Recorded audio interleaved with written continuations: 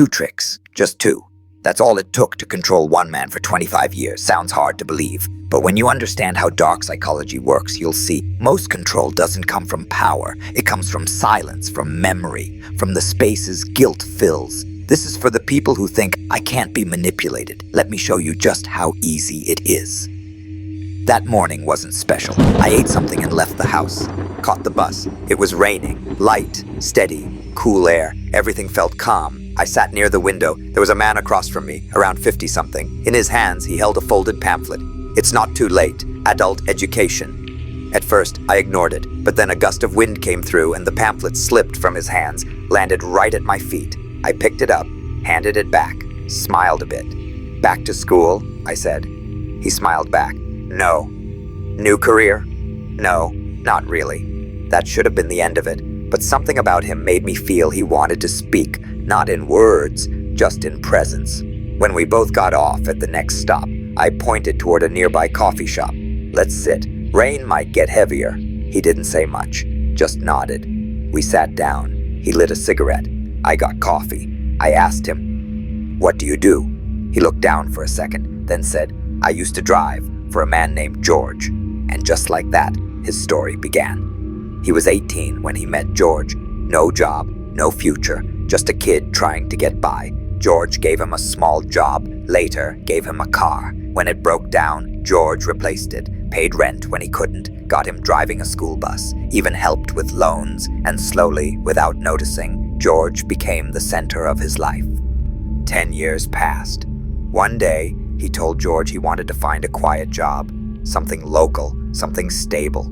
George didn't shout, didn't block him. He just said, "After everything I've done for you, you want to leave?" That was it. No threat. Just one sentence. Enough to turn freedom into guilt. That's the first trick. Guilt tripping. You don't need to trap someone. You just need them to believe they owe you. He told me, "I didn't stay because I was forced. I stayed because I didn't want to feel like a bad person." He didn't owe money. He owed help, and that's harder to pay back. That's how George controlled him. Not through orders, but through favors. And every time he felt tired, wanted to leave, George only reminded him, who was there when no one else was? It's quiet. No pressure. Just one repeated memory. That's how guilt works. It replaces your voice with someone else's. You start doing things, not because you want to, but because you feel you should.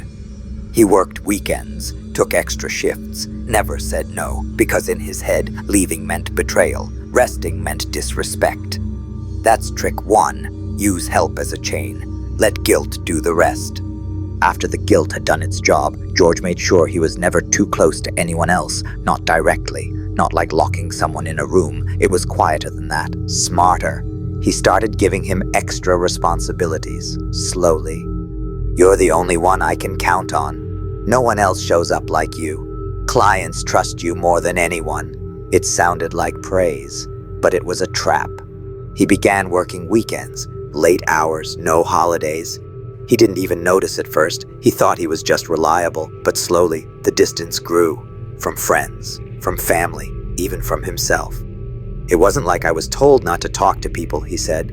"I just never had time." That's how it works. Isolation isn't always about being physically alone. It's about being too busy to notice you're lonely. He missed birthdays, skipped weddings, stopped answering calls, and when people stopped calling, he thought, they've changed. But it was him. He told me something that stuck. When all you do is work, the only people left in your life are the ones who benefit from that work. And in his case, that was George. George wasn't just his boss anymore. He was his only contact, the only person he spoke to daily, the only one who checked in, the only one who gave him direction. And that's how isolation becomes control, not by cutting you off, but by making one person your only connection. He said, "I wasn't scared to leave. I just didn't know where else to go." Let that sit. You spend years in a routine. You stop going out. You stop trying to meet new people. You stop sharing your thoughts. Eventually you forget how. Now even if you wanted to leave, you don't know who to call, where to start, what you do without that one person. That's not dependency. That's psychological isolation. George didn't have to say, "Don't leave me." He just had to make sure there was nowhere else to go. And it worked. Isolation isn't about walls. It's about slowly shutting doors, social ones, emotional ones, mental ones. You still have your phone, still have your room, but the world outside, it fades, and the voice that remains is theirs. That man sat across from me, telling me all this, not angry, not broken, just aware, like someone who finally realized what had happened. He said, "I stayed with George because there was no one else left to stay with."